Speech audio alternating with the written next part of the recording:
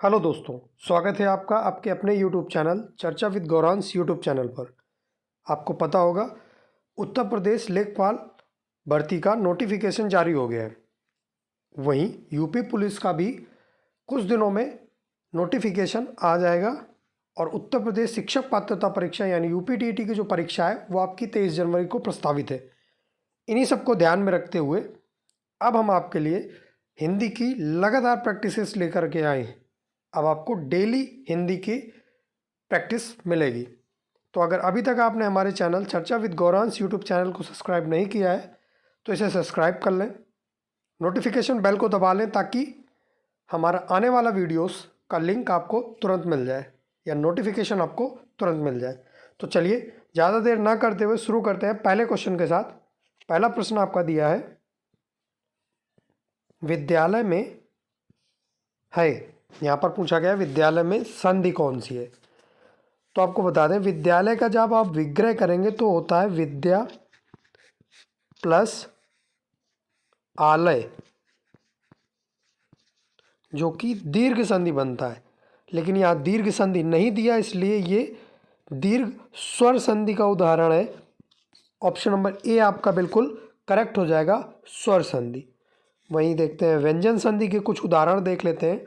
तो व्यंजन संधि का जो उदाहरण होगा वो होगा दिग्गज। दिग्गज इसका विच्छेद करेंगे तो आप आएगा दिक प्लस गज।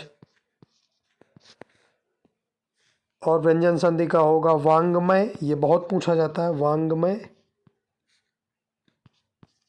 वांग्मय इसका आप विच्छेद करेंगे तो आएगा वाक प्लस मय। ये व्यंजन संधि के उदाहरण है।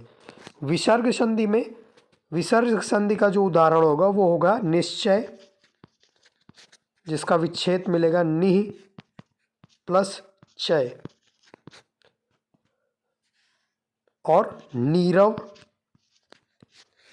यानी निह प्लस रव, ये सारे के सारे विसर्ग संधि के उदाहरण। तो यहाँ पर विद्यालय में जो संधि है वो स्वर संधि है, इसलिए ऑप्शन नंबर ए आपका बिल्कुल करेक्ट हो जाएगा, स्वर संधि। चलिए देखते हैं अगला क्वेश्चन। अगला प्रश्न है, पवन शब्द का संधि विच्छेद होगा। पूछा जा रहा है पवन शब्द का संधि विच्छेद क्या होगा। तो आपको पहले पता होना चाहिए ये जो पवन है इसमें अयादि संधि है, अयादि संधि है, अयादि संधि, ठीक है। और इसका आपसे पूछा गया है संधि विच्छेद, तो क्या पा प्लस अवन होगा, पो प्लस अन होगा, पौ प्लस अन होगा या पा प्लस वन होगा। तो आपको बता दें यहाँ पर पवन का जो संधि विच्छेद है वो पो प्लस अन होगा, क्योंकि अयादि संधि है। ऑप्शन नंबर बी आपका बिल्कुल करेक्ट हो जाएगा, पो प्लस अन पवन। चलिए अगला प्रश्न देखते हैं। अगला प्रश्न है, हिंदी में वचन होते हैं। यहाँ पर आपसे पूछा गया है कि हिंदी में वचन कितने होते हैं। एक होता है, तीन होते हैं, दो होते हैं या अनगिनत होते हैं। तो आपको बता दें कि यहाँ पर हिंदी में दो प्रकार के वचन पाए जाते हैं। पहला एक वचन और दूसरा बहुवचन। दो वचन होते हैं, पहला एक वचन और दूसरा बहुवचन। तो यहाँ पर ऑप्शन नंबर सी आपका बिल्कुल करेक्ट हो जाएगा, दो। चलिए अगला क्वेश्चन देखते हैं। अगला क्वेश्चन है, आगरा का बहुवचन होगा। आगरा का बहुवचन पूछा गया है, क्या आगरे होगा या आगरो होगा या आगरे होगा या बहुवचन नहीं होगा। तो थोड़ा ध्यान देते हैं, यहाँ पर जो आगरा है ये व्यक्तिवाचक संज्ञा है, व्यक्तिवाचक, ये व्यक्तिवाचक संज्ञा है और व्यक्तिवाचक संज्ञा का बहुवचन नहीं बनता, इसलिए यहाँ पर इसका बहुवचन नहीं होगा। ऑप्शन नंबर डी आपका बिल्कुल करेक्ट हो जाएगा, आगरा एक व्यक्तिवाचक संज्ञा है इसलिए इसका बहुवचन नहीं होगा। ऑप्शन नंबर डी आपका बिल्कुल करेक्ट हो जाएगा। चलिए अगला प्रश्न देखते हैं। अगला क्वेश्चन है, जिन शब्दों में प्रयोग के अनुसार कोई परिवर्तन नहीं होता उन्हें कहा जाता है। उन्हें क्या कहा जाता है जिनमें प्रयोग के अनुसार कोई परिवर्तन नहीं होता। क्या पद कहते हैं, विकारी कहते हैं, अविकारी कहते हैं या पदबंध कहते हैं। तो आपको बता दें जिन शब्दों में प्रयोग के अनुसार कोई परिवर्तन नहीं होता उन्हें कहा जाता है अविकारी शब्द।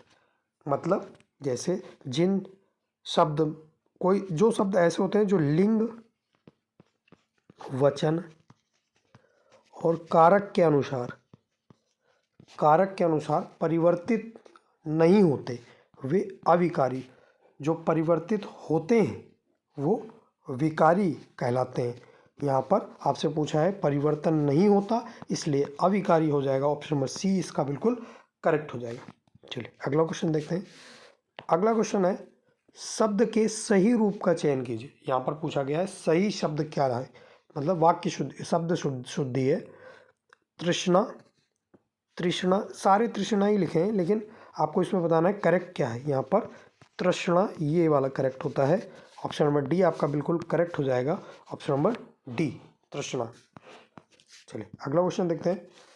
अगला क्वेश्चन है कवि का स्त्रीलिंग रूप क्या होगा? कवित्री होगा, कवयित्री होगा या कवियत्री होगा या कवियित्री होगा? तो आपको बता दें कवि का जो स्त्रीलिंग शुद्ध रूप होता है वो होता है कवयित्री, कवयित्री। यानी ऑप्शन नंबर बी इसका बिल्कुल सही हो जाएगा, कवयित्री। Option number B, sorry option number B इसका बिल्कुल करेक्ट हो जाएगा, कवयित्री। चलिए अगला क्वेश्चन देखते हैं। अगला क्वेश्चन है संस्कृत के वे शब्द जो हिंदी में बिना किसी परिवर्तन के प्रयुक्त होते हैं वे क्या कहलाते हैं? जो हिंदी में बिना किसी परिवर्तन के प्रयुक्त होते हैं उन्हें क्या कहते हैं? यानी ज्यों का त्यों हिंदी में प्रयोग किए जाते हैं। तो आपको बता दें संस्कृत के वे शब्द जो बिना परिवर्तन के हिंदी में ज्यों का त्यों प्रयोग किए जाते हैं उन्हें हम कहते हैं तत्सम। ऑप्शन नंबर सी इसका बिल्कुल करेक्ट हो जाएगा, तत्सम। यहाँ पर तद्भव क्या है? हिंदी का बिगड़ा स्वरूप। यानी वे शब्द जो संस्कृत से तो हैं लेकिन धीरे धीरे हिंदी में आते आते उनमें इतना अपभ्रंश हो गया कि वे उनका रूप बिगड़ जाता है, उन्हें तद्भव कहते हैं। देशज जो जिनकी उत्पत्ति का पता नहीं है कि वो उनकी उत्पत्ति कब हुई वो देशज कहलाते हैं, जैसे लोटा, चारपाई, इस तरह से। तो यहाँ पर आपसे पूछा है हिंदी में बिना किसी परिवर्तन के प्रयुक्त होते हैं वे क्या कहलाते हैं? वे कहलाते हैं तत्सम। ऑप्शन नंबर सी आपका बिल्कुल करेक्ट हो जाएगा। चलिए अगला क्वेश्चन देखते हैं। अगला क्वेश्चन है जब किसी समास में दो शब्द प्रधान हो तो उसको क्या कहते हैं? यानी दोनों शब्द प्रधान हो, पहला पद भी प्रधान हो और दूसरा पद भी प्रधान हो, क्या तत्पुरुष समास कहते हैं, अव्ययी भाव समास कहते हैं, कर्मधारय समास कहते हैं या द्वंद्व समास कहते हैं? तो आपको बता दें कि तत्पुरुष समास दूसरा पद प्रधान, अव्ययी भाव समास प्रथम पद प्रधान, कर्मधारय विशेषण और विशेष, लेकिन द्वंद्व समास योजक चिन्ह और दोनों पद प्रधान। इसलिए यहाँ पर आपका द्वंद्व समास ऑप्शन सही हो जाएगा। इसके दोनों पद प्रधान होते हैं, जैसे रात और दिन ये दोनों अपने आप में प्रधान है, रात और दिन अपने आप में प्रधान है। जैसे सीता और राम ये बीच में योजक चिन्ह लगता है, सीता और राम ये दोनों पद अपने आप में प्रधान है। चलिए तो यहाँ पर आपका द्वंद्व समास ऑप्शन बिल्कुल करेक्ट हो जाएगा, ऑप्शन नंबर डी।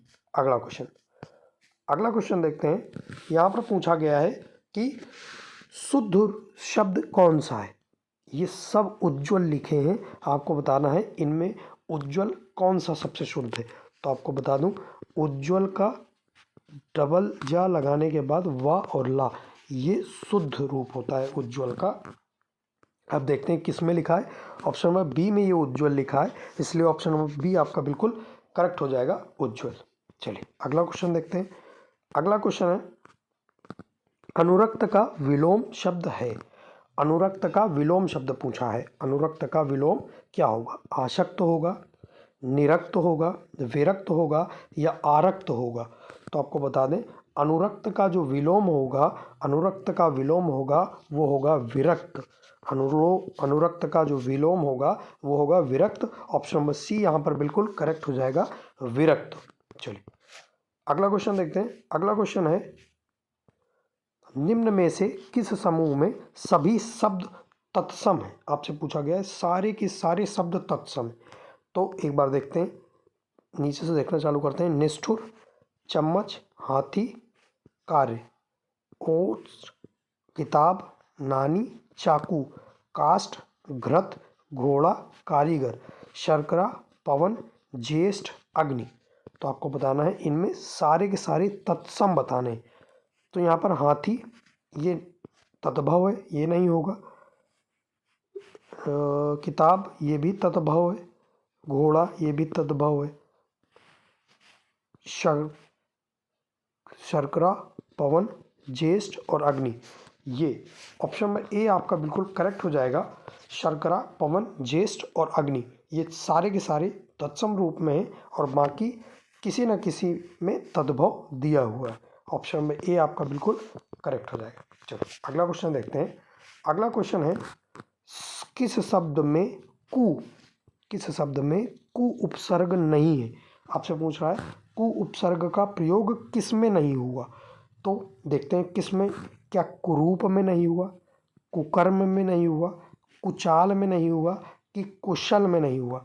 तो आपको बता दें उपसर्ग कु प्लस शब्द, देखिए कु और रूप लगा है, यहाँ रूप लिख दीजिए। तो देखिए इसमें कु उपसर्ग का प्रयोग हुआ है। कु प्लस यहाँ कर्म लिख दीजिए, तो इसमें कु उपसर्ग का प्रयोग हुआ है। कु प्लस चाल ये भी एक शब्द है, यहाँ पर भी कु उपसर्ग का प्रयोग हुआ है। यहाँ पर कु प्लस शल लिख दीजिए, ये अर्थहीन शब्द है, इस शब्द का शल का कोई अर्थ नहीं है, इसलिए यहाँ पर कु उपसर्ग का प्रयोग नहीं हुआ। ऑप्शन नंबर डी आपका बिल्कुल करेक्ट हो जाएगा। कुशल, इसमें कु उपसर्ग का प्रयोग नहीं हुआ। चलिए अगला प्रश्न देखते हैं। अगला प्रश्न है इन प्रत्यय का प्रयोग किस शब्द में हुआ है? इन प्रत्यय का प्रयोग किस शब्द में हुआ है आपसे पूछा जा रहा है। पुजारिन में हुआ है, कठिन में हुआ है, मीन में हुआ है, चिन्ह में हुआ है। तो आपको बता दें इन प्रत्यय का प्रयोग किस में हुआ है। इन प्रत्यय का प्रयोग जो हुआ है वो हुआ है पुजारिन में। ऑप्शन नंबर ए आपका बिल्कुल करेक्ट हो जाएगा। और इन प्रत्यय से बने कुछ शब्द और देख लेते हैं, जिसमें नागिन, नातिन, ये इस तरह से वियोगी, मालकिन, इस तरह से बने शब्द में इन प्रत्यय का प्रयोग होता है। ऑप्शन नंबर ए आपका बिल्कुल पुजारिन बिल्कुल करेक्ट हो जाएगा। चलिए अगला प्रश्न देख लेते हैं। अगला प्रश्न है जिनमें पहला पद संख्यावाचक हो और जो किसी समूह विशेष का बोध कराए उसे कहते हैं। पूछ रहा है, कह रहा है इसमें जिसमें पहला पद संख्यावाचक हो और जो किसी समूह विशेष का बोध कराए, क्या उसे तत्पुरुष समास कहते हैं, अव्ययी भाव समास कहते हैं, कर्मधारय समास कहते हैं या द्विगु समास कहते हैं। तो एक बार सबको देख लेते हैं। अव्ययी भाव प्रथम पद प्रधान, तत्पुरुष द्वितीय पद प्रधान, कर्मधारय विशेषण और विशेष और द्विगु समास संख्यावाची। तो यहाँ पर ऑप्शन नंबर डी आपका बिल्कुल करेक्ट हो जाएगा। द्विगु समास में संख्यावाची होता है और द्विगु समास में संख्यावाचक होता है, यानी संख्यावाची जो होता है वो द्विगु समास होता है। चलिए अगला प्रश्न देखते हैं। अगला प्रश्न है द्वंद्व समास है। आपसे पूछ रहा है द्वंद्व समास है, इसमें किसमें द्वंद्व समास है? द्वंद्व समास किसमें है? शरणागत में द्वंद्व समास है, अंधकूप में द्वंद्व समास है, लंबोदर में द्वंद्व समास है या नर और नारी में द्वंद्व समास है। तो आपको बता दें यहाँ पर द्वंद्व समास की जो विशेषता होती है वो और या अथवा योजक चिन्ह। तो यहाँ पर देखते हैं नर और नारी में पहली बात तो ये योजक चिन्ह लगा है, द्वंद्व समास की विशेषता। नर डैश नारी, नर योजक चिन्ह नारी, इसका विग्रह नर और नारी, ये भी बन रहा है, इसलिए इसमें जो द्वंद्व समास पूछा गया है वो नर और नारी में द्वंद्व समास है। ऑप्शन नंबर डी आपका बिल्कुल करेक्ट हो जाएगा। द्वंद्व समास नर और नारी। द्वंद्व समास के कुछ और उदाहरण देख लो तो नमक डैश मिर्च, ये भी हो जाएगा। लव डैश कुश, लव डैश कुश, ये भी हो जाएगा। ये द्वंद्व समास के उदाहरण हैं। चलिए अगला प्रश्न देख लेते हैं। तो इसमें आपका जो ऑप्शन है वो ऑप्शन नंबर डी आपका बिल्कुल करेक्ट हो जाएगा, नर और नारी। अगला प्रश्न है, नगर में रहने वाला को कहा जाता है। पूछा जा रहा है नगर में रहने वाले को क्या कहा जाता है। शरणागत का कहा जाता है, शहरी कहा जाता है, नागर कहा जाता है या नागरिक कहा जाता है। तो देखते हैं, नगर में रहने वाले को नागर कहा जाता है। ऑप्शन नंबर सी आपका बिल्कुल करेक्ट हो जाएगा। बाकी नागरिक नहीं, शहरी नहीं, शरणागत नहीं, ये सारे के सारे असंगत हैं। यहाँ पर नागर आपका आंसर बिल्कुल करेक्ट हो जाएगा, ऑप्शन नंबर सी। चलिए अगला क्वेश्चन देखते हैं। अगला क्वेश्चन है, जातिवाचक संज्ञा नहीं है। आपसे पूछ रहा है जातिवाचक संज्ञा किसमें नहीं है। जातिवाचक संज्ञा किसमें नहीं है। शैशव में जातिवाचक संज्ञा नहीं है, लोहा में जातिवाचक संज्ञा नहीं है, लकड़ी में जातिवाचक संज्ञा नहीं है, या पुस्तक में जातिवाचक संज्ञा नहीं है। तो आपको बता दूं, यहाँ पर लोहा में जातिवाचक संज्ञा है, लकड़ी में जातिवाचक संज्ञा है, क्योंकि किसी एक विशेष चीज़ की बात नहीं कर रहा है। यहाँ पर लकड़ी का मेज भी होता है, कुर्सी भी होता है, और यहाँ पर एक जाति बता दिया ये लकड़ी, तो लकड़ी में जातिवाचक संज्ञा है। पुस्तक में जातिवाचक संज्ञा है, लेकिन शैव, ये जो शैशव है, ये शैशव, इसमें आपका भाववाचक संज्ञा होगा। शैशव भाववाचक संज्ञा है, शैशव इसलिए जातिवाचक संज्ञा नहीं है शैशव में। ऑप्शन नंबर ए आपका बिल्कुल करेक्ट हो जाएगा, ऑप्शन नंबर ए शैशव। चलिए अगला प्रश्न देखते हैं। अगला प्रश्न है, निम्न में से किस वाक्य में संप्रदान कारक है। यहाँ पर पूछ रहा है संप्रदान कारक। मेरा घर स्टेशन से बहुत दूर है, राम घर पर सो रहा है, राजा ने निर्धनों को कंबल दिए, निसार खेलता है। तो देखते हैं, यहाँ पर संप्रदान कारक होता है, और संप्रदान कारक का जो प्रसर्ग होते हैं वो होते हैं को और के लिए। संप्रदान के लिए, तो राजा ने निर्धनों को कंबल दिए, को प्रसर्ग मिल गया। और आपको बता दें संप्रदान कारक अर्थात कंबल राजा ने निर्धनों को प्रदान किए, तो यहीं से पता चल जाता है इसमें संप्रदान कारक होगा। ऑप्शन नंबर सी आपका बिल्कुल करेक्ट हो जाएगा, राजा ने निर्धनों को कंबल दिए में संप्रदान कारक है। चलिए अगला प्रश्न देखते हैं। अगला प्रश्न है, वह स्वतः ही जान जाएगा। वह स्वतः ही जान जाएगा में वह है। इस वाक्य में आपसे पूछ रहा है वह, इस पे अंडरलाइन कर लीजिए, वह क्या है। ऑप्शन दिया है संबंधवाचक सर्वनाम, निश्चयवाचक सर्वनाम, निजवाचक सर्वनाम, या पुरुषवाचक सर्वनाम। यहाँ पर आपसे पूछा गया है वह। अगर थोड़ी देर के लिए ये सिर्फ वाक्य होता, वह स्वतः ही जान जाएगा में ये ना दिया होता, पूछा जाता इसमें सर्वनाम है, तो इसमें निजवाचक सर्वनाम हो जाता। लेकिन इसने यहाँ पर पूछ दिया वह, यहाँ पर अंडरलाइन कर दिया, तो अंडरलाइन में सिर्फ वह के बारे में पूछ रहा है कि इसमें कौन सा सर्वनाम है, तो ये पुरुषवाचक सर्वनाम हो जाएगा। ऑप्शन नंबर डी आपका बिल्कुल करेक्ट हो जाएगा, पुरुषवाचक सर्वनाम। और पुरुषवाचक सर्वनाम में वह, मैं, तू, आप, इस तरह के शब्द आते हैं। चलिए अगला प्रश्न देखते हैं। अगला प्रश्न है, संयुक्त क्रिया का उदाहरण कौन सा वाक्य है। संयुक्त क्रिया का उदाहरण कौन सा वाक्य है। रस्सी जल गई, सीमा पढ़ रही है, तुम प्रतिदिन पढ़ने आया करो, बच्चा सोता है। यहाँ पर संयुक्त क्रिया की बात कही गई है। तो जो क्रिया दो या दो से अधिक धातु के मेल से बने उसे संयुक्त क्रिया कहते हैं। और यहाँ पर देखते हैं पढ़ने और आना, ये दो या दो से अधिक क्रियाओं के मेल से बना है, इसलिए यहाँ पर संयुक्त क्रिया है। ऑप्शन नंबर सी आपका बिल्कुल करेक्ट हो जाएगा, तुम प्रतिदिन पढ़ने आया करो। चलिए अगला प्रश्न देखते हैं।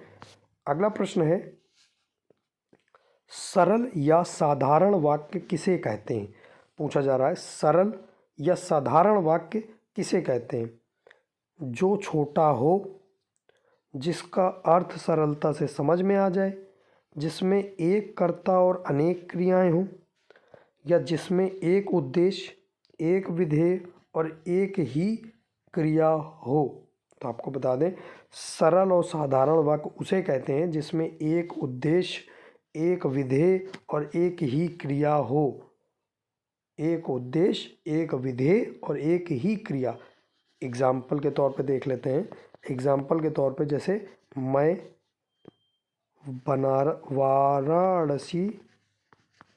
वाराणसी गया था। मैं वाराणसी गया था। मैं स्कूल जाऊँगा, इस तरह से।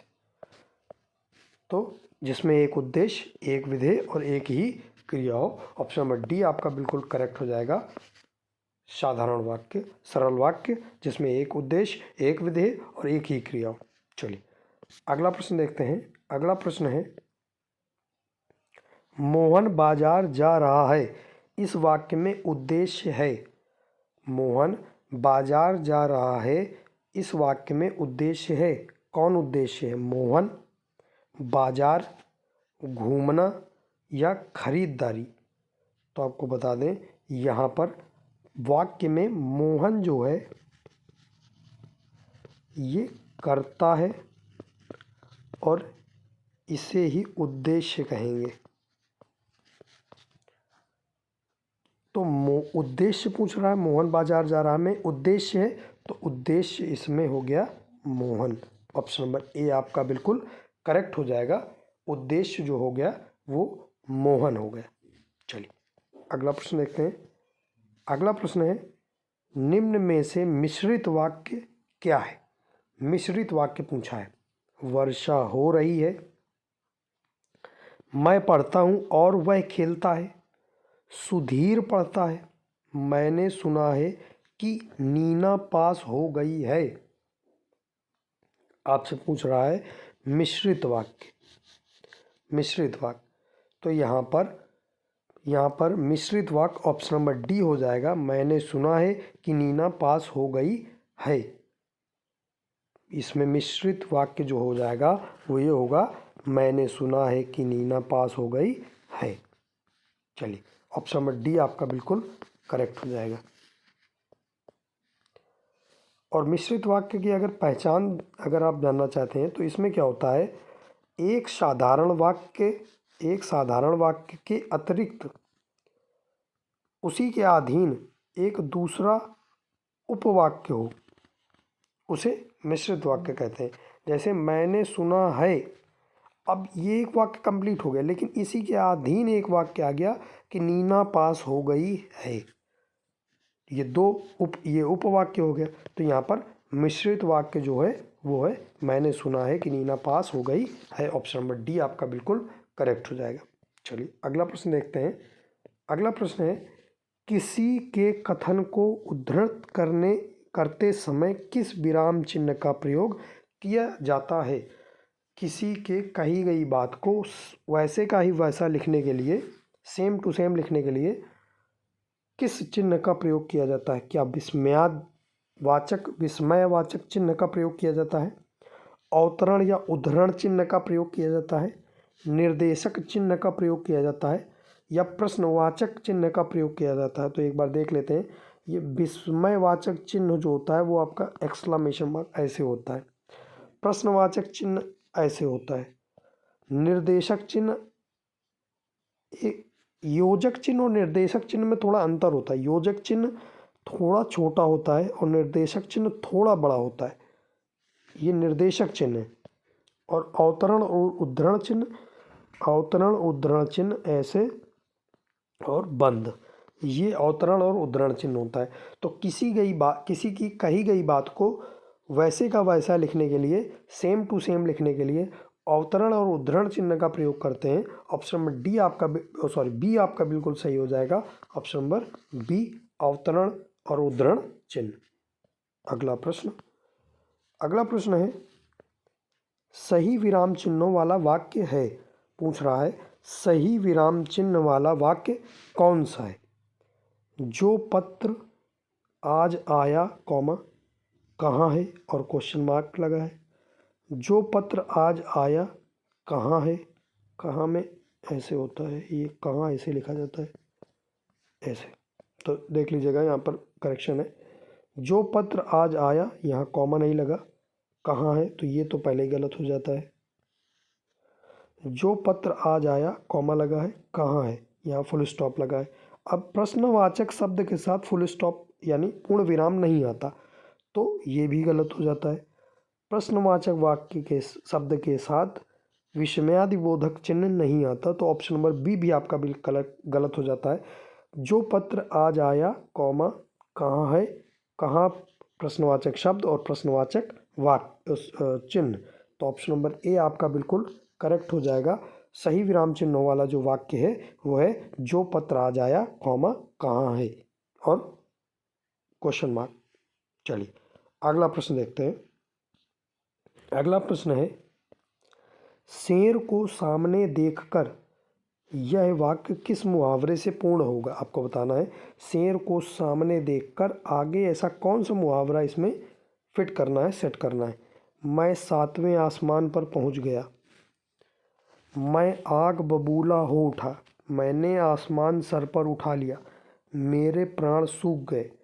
अब शेर को देखेगा तो 7वें आसमान में पहुंच जाएगा, खुशी क्यों बनाएगा। शेर के सामने गुस्सा होकर क्या करेगा, आसमान सिर पर उठा लेगा, शैतानी करेगा, क्या करेगा, इससे कोई फ़ायदा नहीं होने वाला। शेर को सामने देखकर मेरे प्राण सूख गए, ऑप्शन नंबर डी आपका बिल्कुल करेक्ट हो जाएगा, मेरे प्राण सूख गए। चलिए अगला प्रश्न देखते हैं। अगला प्रश्न है, सही मुहावरा है, इन सारे मुहावरे में सही मुहावरा कौन सा है। आँखों में कचरा डालना, आँखों में धूल झोंकना, आँखों में रेत फेंकना, नेत्रों में मिट्टी डालना। तो देखते हैं, नेत्रों में मिट्टी डालना ये बकवास है, आँखों में रेत डालना ये भी बकवास है, आँखों में कचरा डालना ऐसा भी कोई करता है तो ये भी गलत है। ऑप्शन नंबर बी, आँखों में धूल झोंकना, आँख में धूल झोंकना ये बिल्कुल करेक्ट है। ऑप्शन नंबर बी आपका बिल्कुल यहाँ पर करेक्ट हो जाता है। चलिए अगला प्रश्न देखते हैं। अगला प्रश्न है, हाथ न आना मुहावरा का अर्थ क्या है। हाथ न आना, पकड़ में नहीं आना, पकड़ में आना, हाथ न पहुंचना, हाथ से भागना। तो आपको बता दें, हाथ न आना मतलब होता है पकड़ में ना आना, यानी पकड़ में नहीं आना। ऑप्शन नंबर ए आपका बिल्कुल करेक्ट हो जाएगा, पकड़ में नहीं आना, ऑप्शन नंबर ए। चलिए तीसरा प्रश्न, अगला प्रश्न और आखिरी प्रश्न, सिर फिर जाना मुहावरा का अर्थ है। सिर फिर जाने का मुहावरे का अर्थ क्या होगा। चक्कर आ जाना, सर दर्द हो जाना, अहंकारी हो जाना, पीछे मुड़कर देखने लगना। तो आपको बता दें, सिर फिर जाना मतलब होता है बहुत अहंकारी हो जाना। ऑप्शन नंबर सी आपका बिल्कुल करेक्ट हो जाएगा, सिर फिर जाना बहुत अहंकारी हो जाना। तो चलिए यहाँ पर जो 30 प्रश्नों की श्रृंखला होती है वो यहाँ पर समाप्त होती है। अब आपको लगातार ऐसे ही जब तक लेखपाल की परीक्षा नहीं होती या यूपी पुलिस की परीक्षा नहीं होती और यूपी टीईटी वालों के लिए भी लगातार हिंदी के 30 प्रश्नों की श्रृंखला, हम इसको और भी बड़ा करेंगे, 30 से 50 प्रश्नों तक जाएंगे, मतलब 1 से 50 प्रश्नों की श्रृंखला भी आपके सामने लेकर के आएंगे। तो चलिए मिलते हैं अगले वीडियो में, तब तक के लिए नमस्कार।